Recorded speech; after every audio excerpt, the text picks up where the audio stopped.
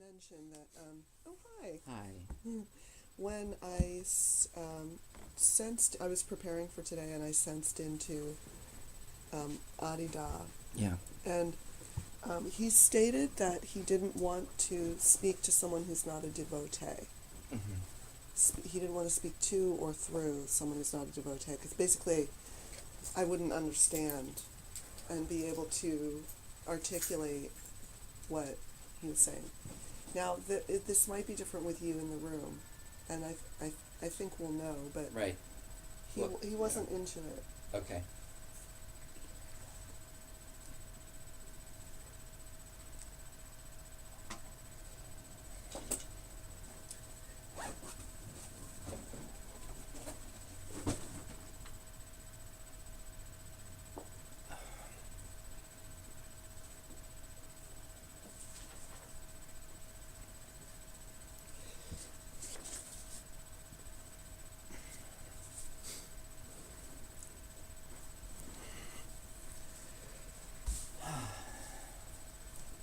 Is this too close? No, it's okay. Okay. So, since you're the one wanting to speak today, do you want to set an intention for today? Yeah, I want us to have a safe space of light around our work today. Okay. Yeah. Okay. So why don't you start us off? All right. Well, Sure. I wanted to speak to a number of people today. I did want to start off by acknowledging Adi Da, and even if he chooses not to speak today, you are my guru, my heart master, and I just want to personally confess this is, you died in 2008, and I have lingering questions about the circumstance of your death, and concerns about the way of the heart, your religion, and of course there's so much I would like to say to you, but I just don't know if this is the appropriate circumstance, and I want to respect whatever you wish, your wishes are. So, and if we could start just by that. So,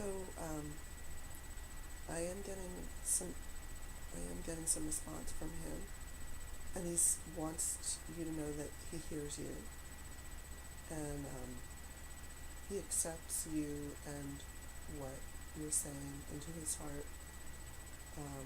He's holding you in an embrace in his heart. Yeah. And he recognizes you as one of one of his true devotees. Yeah. And there's a special love between you through your hearts opening. He wants to check me out. He's not sure that he wants to get to know what's happening here and me a little bit before. In other words, he can't fully commit to answering all your questions, but he heard you and he's willing to see what happens. Okay, thank you, Heart Master. Well, I would love it if Master, you just be present and speak up, or I'm wide open to hearing any time. So the next individual, I was wondering if we could. I'm going to get some pictures up here so we can have some references. So what should we do with the connection to Adi Da? Are we saying something like, we may talk to him again later, he can stay with us and see what happens? Yeah, he can stay with us and see what happens and talk to us at some point later, if he wants to. Okay, but he's not used to waiting. Okay, so maybe we should release the connection and check back later. Let's thank him and release the connection. And, Beloved, may we release this connection to you now and inquire back later. And thank you for coming and talking.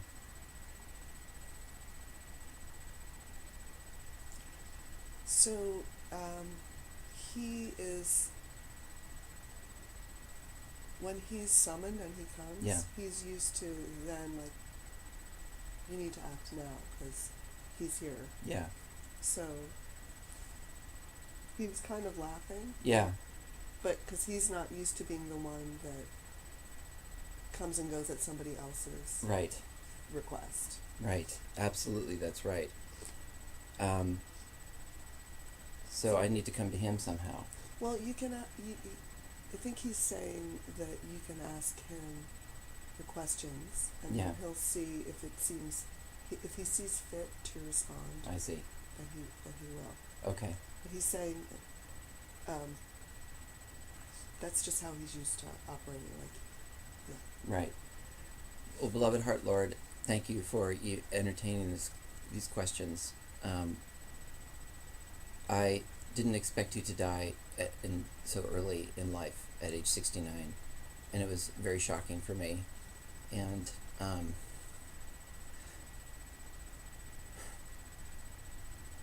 I feel that maybe the things you have said in your notes about your experience in the last 2 years of your life caused you to die prematurely, and I feel guilt about that, and want to know what I can do to get your notes out to more devotees, and the lawful way to do that. And I feel that I've come into possession of the notes, and I want to do the lawful and ethical thing with them, but they do pertain to your shout and your treatment, which I feel responsible for. And I could have done more, perhaps, to intervene in your lifetime. And now I feel dedicated to that intervention in inner Adi Da. I just want you to know that and serve you and your emergence, your divine emergence, and the rightening of Adi Da. I'm sorry this is a rambling question, but I felt I needed to talk about my guilt in your death. And I also feel guilty about my dog's death and my cat's death, and that's part of why I'm here. Okay. Okay. That's good to know. Let's see what he says. He's very. He's in the grief with you, and he feels your love for him through your grief and your sweet heart. That's what he's really, really aware of. He's saying that your love and devotion shows with every nuance of the emotion that's wafting off of your soul, that he sees that and he receives that, and that it's soothing for him, and that he knows you want to do the right thing. He really appreciates that you're trying to be in your integrity, and that's why you called this meeting today, this channeling meeting, and that you're looking for a way through your guilt. Hold on, let me see.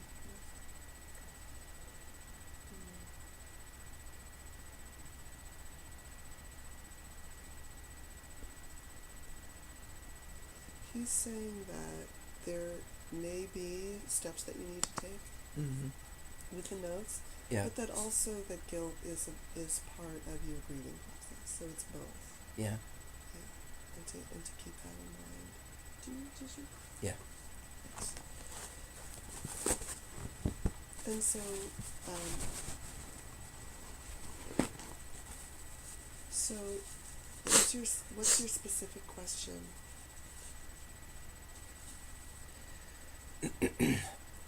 Is it Should I avenge your death? Okay. I feel like I should avenge your death. And I know that's a crude and primitive and low vibratory response, but is part of the unspeakable crime and harm I feel has done to you. It's still happening. Oh no. And I still feel like you're confined and in a hideous thing. So, I mean, he's saying, and I'm saying, I don't know I, the channeler, don't know Yeah. the circumstances, but he's in some place where he's wearing purple, and he's sitting on a high throne, and there's a beam of sunlight coming through, and it's hitting his head, and he's sitting and he's seeing all the people whose lives he's touched. Like, he's in a process of really still being with them and ministering to them in a certain way, and it's not like an open field. He's not like in an open mountain, but it's a place where he belongs, and he wants you to know that. Mm-hmm. And so there is darkness, and it's closed in somewhat, but it's where he needs to be, and there's this beam of light that's nourishing him. That's nourishing him, and this is this place where he needs to be touching his people. Mm-hmm. He couldn't be all the way in the infinite, because he still has things to finish with his people, Mm-hmm. and that may take a long time. And he really wants you to know that this is where he needs to be right now, Mm-hmm. and that it was his time to go to this forum. It was his time. There was a lot of, he used this word, there was a lot of pain and projection around this and leading up to this, but that ultimately the time and the circumstances of his death were between him and much larger forces. Mm-hmm. So it may look a certain way from where you are, but from where he is, it happened in the right time, in the right place. And so he wants you to really think about, to really, strong as these feelings are, to really keep surrendering them into your relationship with him, Mm-hmm. instead of surrendering into your relationship with the feelings. Yeah. Yeah. And he said this is another test, because due to your love of Adi Da, the feelings are really, really strong. And again, he takes this as just another sign of how utterly and profoundly devoted your ability to connect with the Guru is as much as he's ever seen. But that can get confusing for you, because as you really surrender and love him so deeply, it's going to bring up these really, really strong feelings, which then it's just like other work you've done with yourself, that you have to put the feelings in perspective and keep coming back to love. This is another test of for love to essentially conquer over hatred, even though the act of avenging his death might seem like an act of love. Yeah. It's not. It's not ultimately. Yeah, I would never really do that. But I had to confess, I've been watching this show, The Vikings, and it's rooted me in a very primordial emotional vibration. I see. That there is justice and you make it happen. And, any way, shape, or form. Mm-hmm. Well, okay, let me see what he says.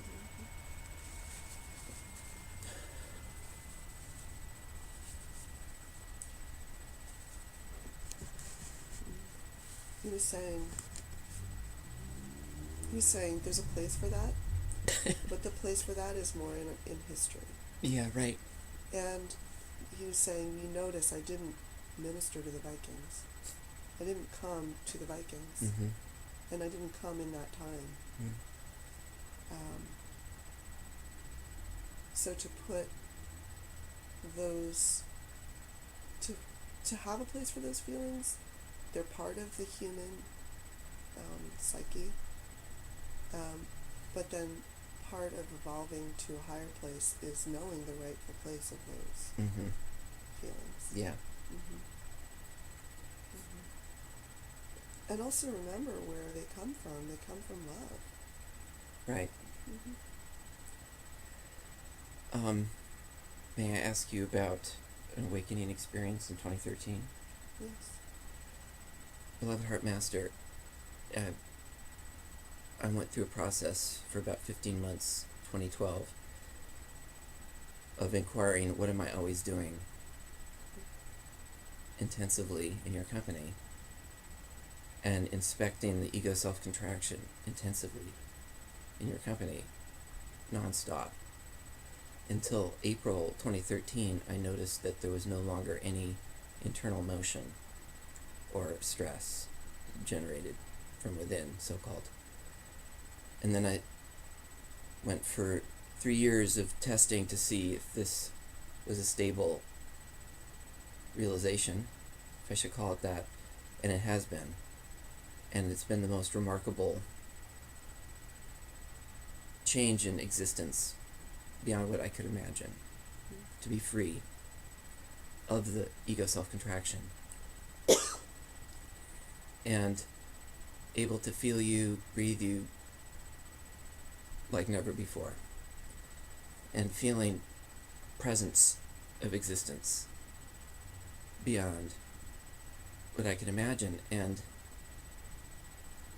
is this the first stage of the 7th stage of life that I'm now in, or is this something else? The first stage of what? There's 4 stages of the 7 stages of life. Oh. In the 7th stage, there's 4.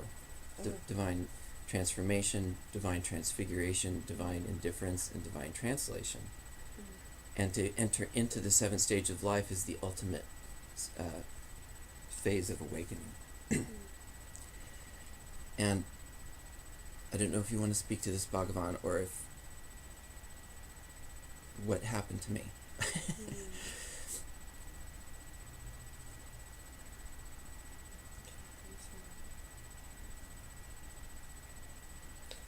So, Theo, what's happening? He's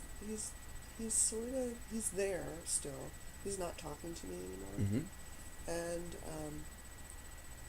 as the channeler speaking, I think it's because this is an area where I don't have enough understanding of the material, Right. to properly be able to answer. Right. And that you would have better luck just running it by a respected devotee. Okay. By the way, is it devotee or devotee? Either. Devotee is what we usually say. Devotee. Okay. Yeah. You would have better luck running it by a respected devotee Mm-hmm. who could try to tune into Adi Da. I mean, the short answer is that he feels that you are very much on track and that you're very much on the path. And he has full confidence in you. As far as the specifics of this is stage 1 of that particular thing, Mm-hmm. that's where I'm getting kind of a blank. Yeah. Yeah. Thank you. You're welcome. So he wants to ask if you have anything else you want to ask him.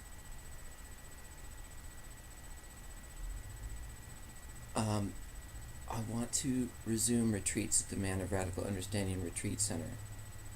And I wanted to ask for your blessings and help to do this, because I feel personally that it's a calling and a crying need to have your retreats restored there. Mm-hmm. And I'm working with Tim Toy and Terry Henry and others, and I wrote a letter to Kwandrasu Kapoor, and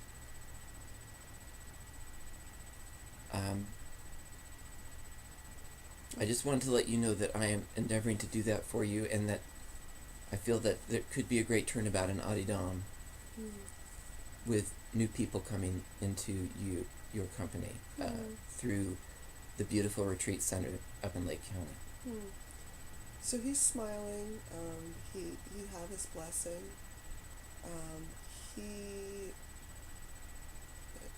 He will open himself to that, and he will let his energy be there at the retreat center and coming through the people who work on it.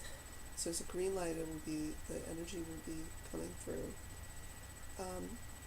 He wants to say that for you to, as a group, you collectively, Yes. to have success Yes. with this, Yes.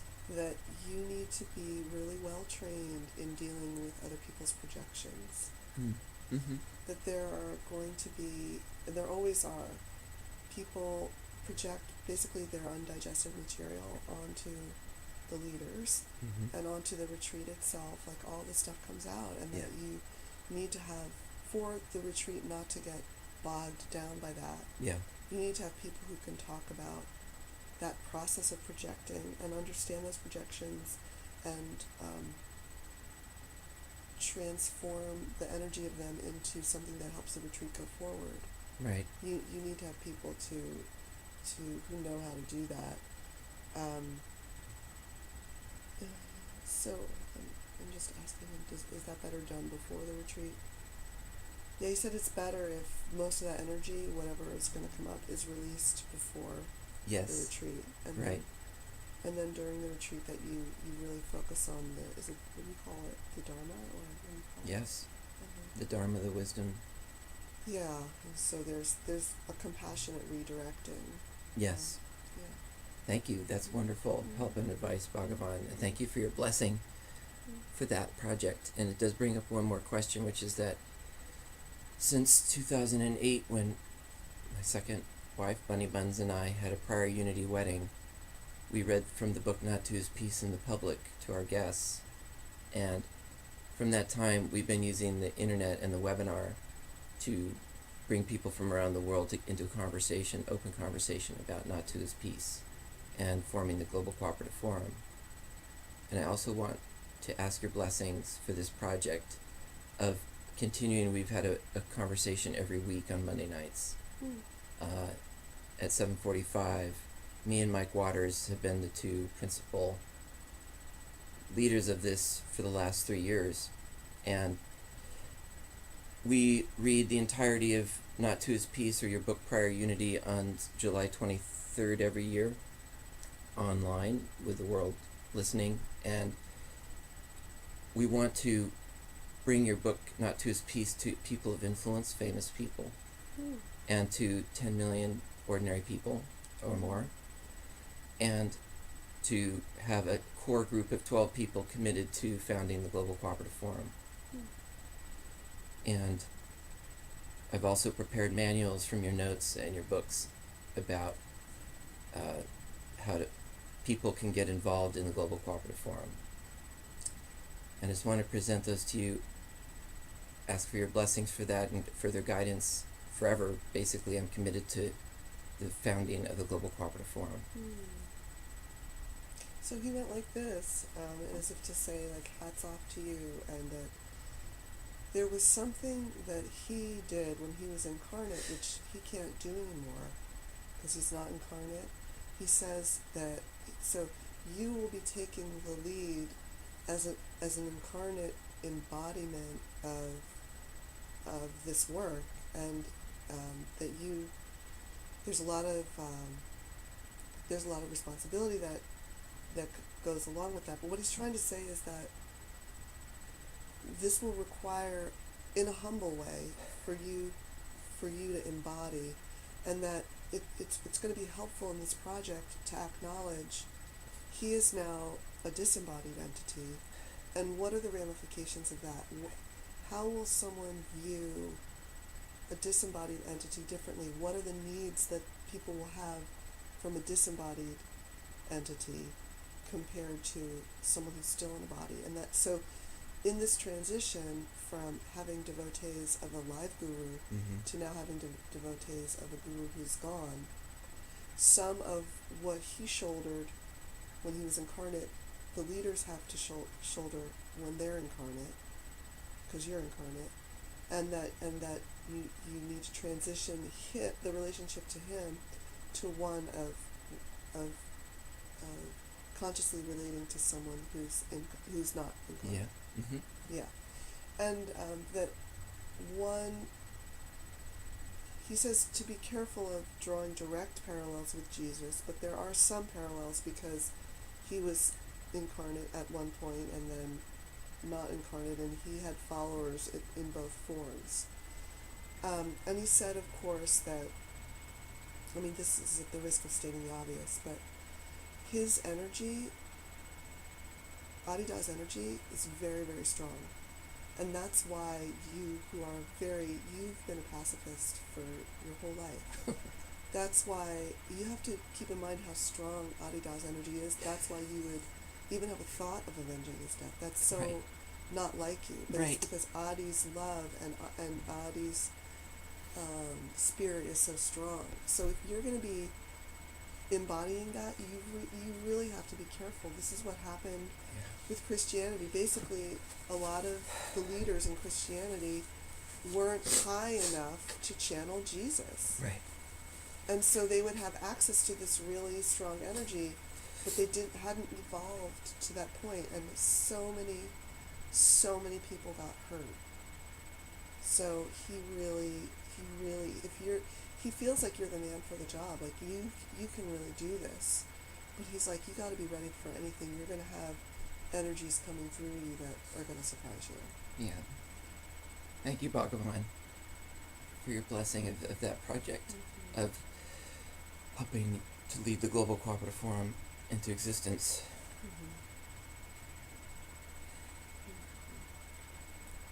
And I just want to take this chance to thank you one more time, Bhagavan, because you have brought inconceivably great blessings to my life.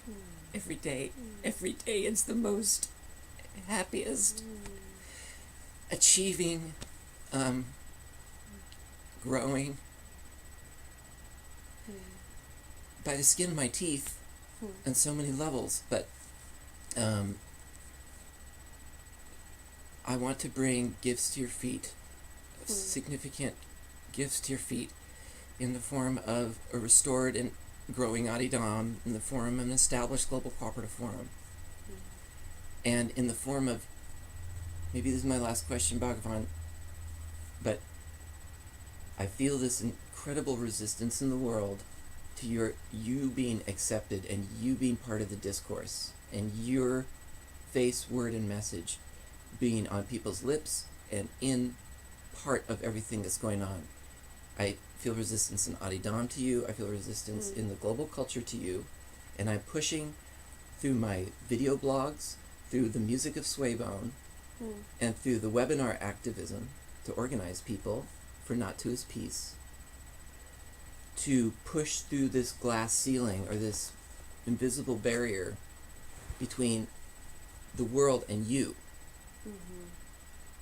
And I just want to mention that I'm feeling this pressure, this building pressure to break through with Swaybone, with Not To His Peace, with Warner Williams, the artist, too. Which part of my question stays far-ranging, but you in particular, Bhagavan, just your word, face, and message. Am I doing enough to break through that barrier? Is it a barrier? Okay, let me really get his answer.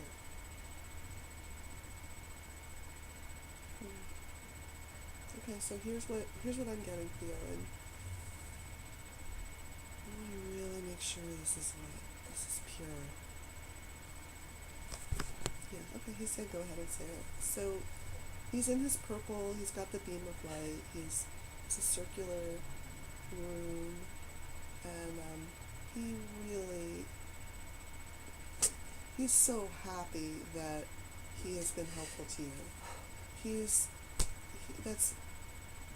says it fulfills my life and my life purpose and my existence on this planet, that my message to you got into your heart and made your heart happy every day. That's what he wanted. That's what he wanted. And that you received that so much. He's very, very pleased. He said that it's very different now that he's not in a body anymore. That when he was in a body, it was very appropriate for the teaching and the devotion to be about him as an individual. he said that not being in a body, that it looks different to him now, because when someone's not in a body anymore, the principles that they once embodied, they revert to being principles. They revert to being strands of the divine that someone can take in, but they're not contained anymore by the body of the guru. They're not contained anymore. And wait, let me actually hold on this time. And that there can be a great deal of confusion about having a person embrace the guru. Now what embracing the guru means is embracing the principles, is embracing love, is embracing an avenue for getting to love, but it's not embracing the individual in the same way that it was when he was incarnate. Mm-hmm. And so that's some of what the conflict is, because you knew him. Right. You had an audience with him, so you know that there's a very strong way to get to love through the guru. But you have to remember that for people who didn't know him and sit in his presence, that there's an association that you have that they don't have. Mm-hmm. And that what would be more of an avenue for them is to say it like, here is a guru whose path is peace. Do you want the path to peace, instead of, here is a guru whose path is peace, do you want the guru? Oh yeah. So aiming more for the principles that the guru embodied. Yes. Or embodied. Yes. That was nicely stated. Yeah, if you want peace, this guru is about peace. Yes, and that was a mistake that the early Christians made, was they made it that it was about accepting Christ as your personal savior, which that's one way to put it, but because it was couched that way, it set up this whole thing about being saved or not saved and heaven and hell, and it actually skipped over the deeper principles of love and compassion and acceptance, which that's what Jesus Christ stood for. So in this situation, you have an opportunity. Hold on, let me make sure I understand. It's that that you can still say, I knew a man who was an embodiment of love, but to also say, he's not in a body now, but the love that he is an eternal part of this universe that you can have access to, and through knowing the guru, you may know this love, but it's just slightly different from saying you have to accept this man. Mm-hmm. Which, by the way, was totally appropriate when I was alive. Mm-hmm. But the stakes are different now. The landscape is different now. Mm-hmm. I'm not in it as a man. You're not in the landscape as an embodied incarnate man. Correct. I'm in the landscape now as a spirit man. And a spirit guru. Man isn't the right word. I'm bigger. That's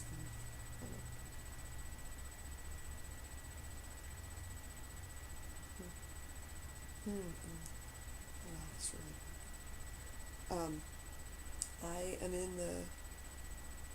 I'm in the landscape now as a spirit who was a man, but I'm much larger than a man now. And in a way, don't limit me to a man. You can say, I was a man, and I walked, and I related to people and brought this in. You can say that. But don't limit me to that now. But I want to limit you, Bhagavan. I want your body. I want your physical body. I want your feet. I want to touch your body. You can do that in your mind. You can picture me and touch me. Think about touching me with your spirit, and my spirit will touch you back. Okay. You can do that, and you can invite anybody who wants to do that. I'm available for that. Okay. But they don't have to do that. Yeah. Okay. Right. And if they don't want to do that, it actually doesn't mean that they're being resistant to me. Right. Because who I am now, I'm love. Who I am now, I'm wisdom. Like, you can't even imagine.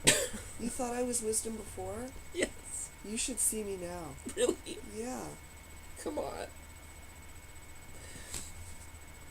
Yeah.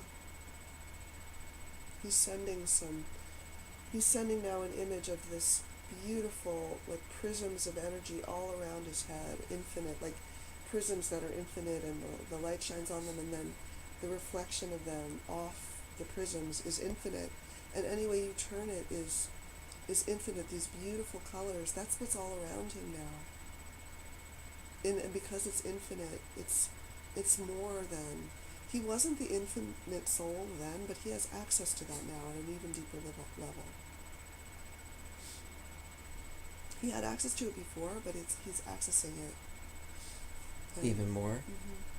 Mm-hmm. Yeah. And so again, just to be clear, anyone who wants to come to this infinite energy through him, they can imagine his feet, and they can touch his feet, and they'll be there.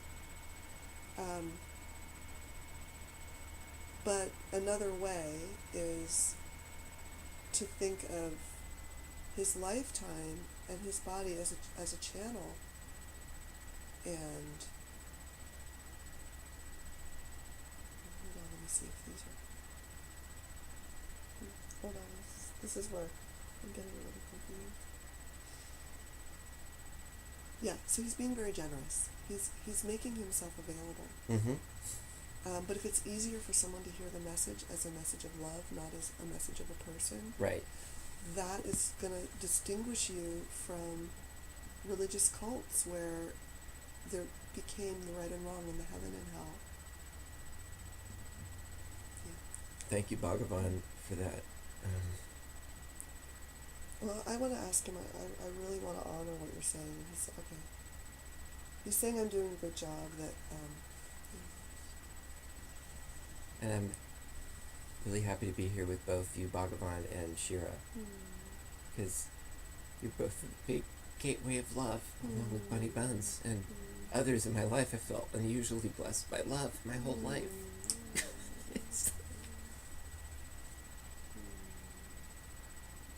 He says that's very beautiful. He says some people who have been through what you went through collapsed into hatred, and that you walked through the fire so that you could expand into love, and that makes you a very special person, but also puts you in a unique position to really help others along. Yeah. So he wants to ask, did you still have a question about feeling guilty about his death?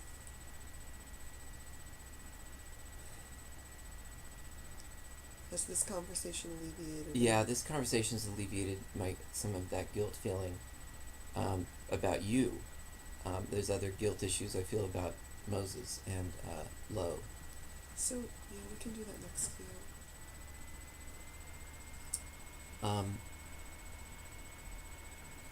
Bhagwan, I just want to thank you so much for your generosity in all your responses today. It's very supportive and helpful, and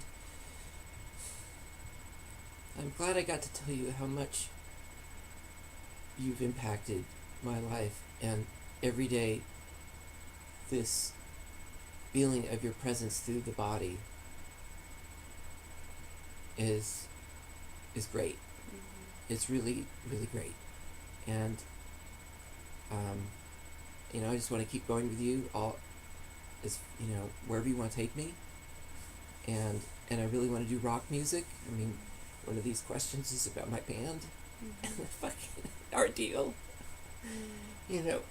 Of making rock music that is lyrically about you, explicitly. And how can I get in the world with my music and connect people to you through my music?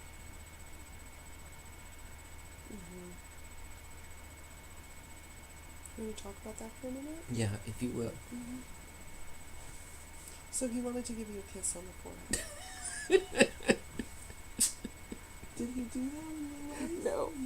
No. Did he ever do that? No, we never touched physically. He wants to do that now. He said it's easier now. Thank you. Mm-hmm.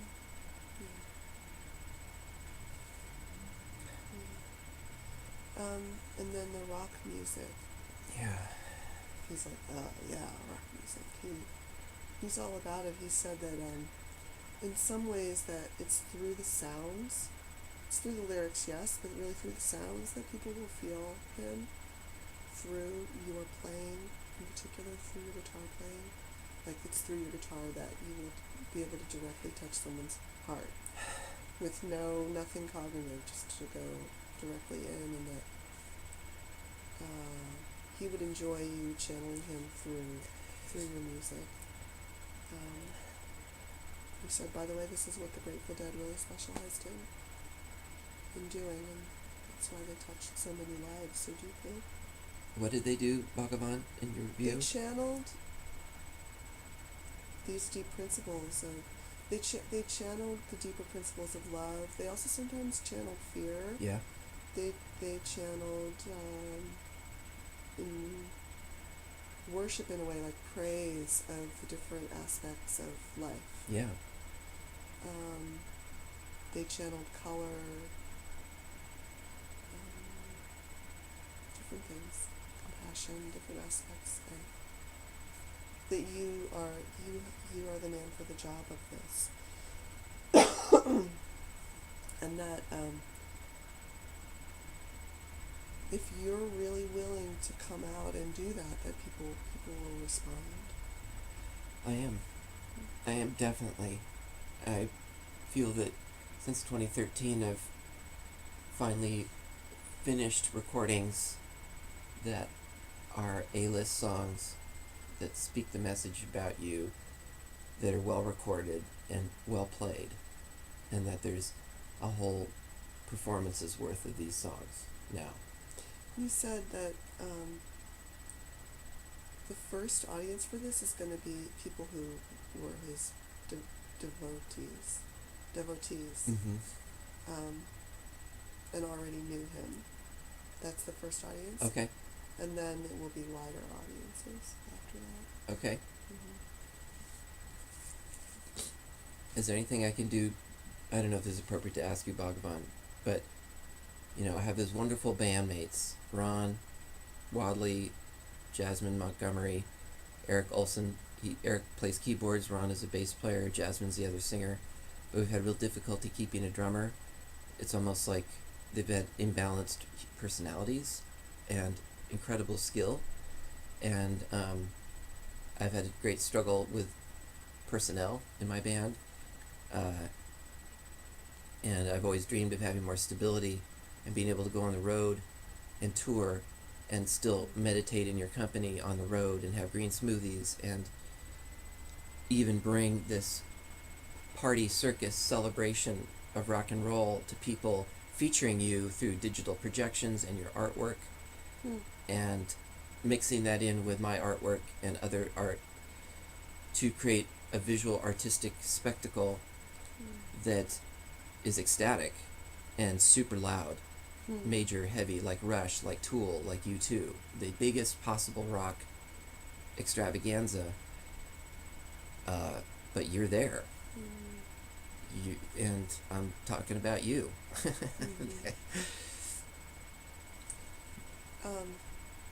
He says something like, they'll come for the guitar and they'll stay for the guru.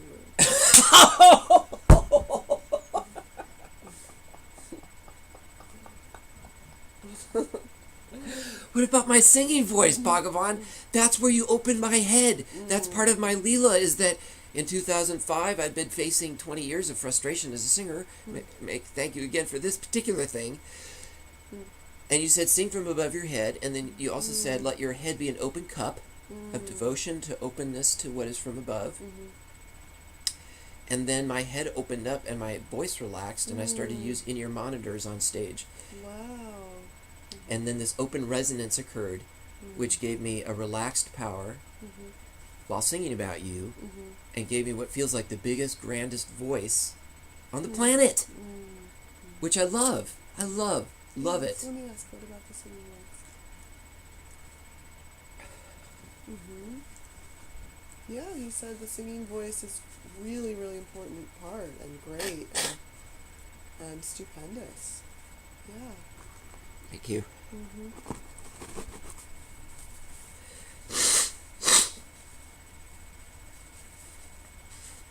Yep.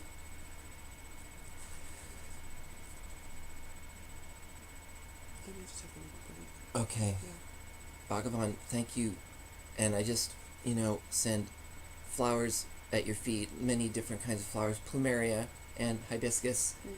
and marigolds and nasturtiums, Mm. and I want to have lots of flowers for you. He says his whole room is filling up with the smell of the beautiful flowers. He sees them each in their own exquisite creation, the colors and the little dots where the pollen is, and the little, each flower it holds the map, it holds the blueprint of creation in it. Praise Adi Da, praise you Bhagavan.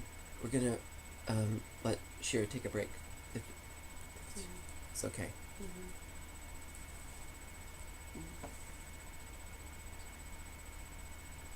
If anyone else wants to say anything else in comment. Okay.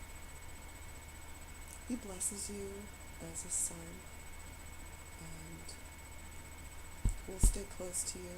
He will stay close to you. That's his promise. And will continue being generous of his being and his spirit, so that you can draw on him at any time, and that you should know that it's a symbiotic. It's that's not even quite the right word, but you drawing on him and him being generous are part of the same movement of the universe, and they strengthen each other. Those two movements strengthen each other. Da Bhagavan. Okay. I'm just saying, as the channel, amen to all of you and all of this. It's been a privilege to be in your presence and to hear your wisdom and to be there. It's been a privilege to be the speaker for now, the amplifier.